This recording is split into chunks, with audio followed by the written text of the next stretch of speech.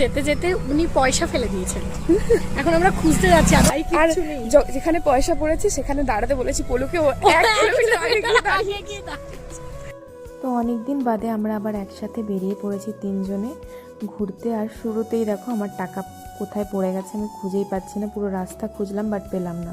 জানো তো, আগে স্কুল ছুটির পরে বাড়ি গিয়ে পরের দিন স্কুল আসা অবধি আমাদের লাইফে যা যা হতো আমরা ওয়েট করে থাকতাম সেটা কখন আমরা একে অপরকে শেয়ার করব, সেইটুকু টাইমের কথা। আর এখন এত দিন পর পর আমরা দেখা করি আর ওয়েট করে থাকি যে কখন সব কিছু আবার বসে এক জায়গায় শেয়ার করব।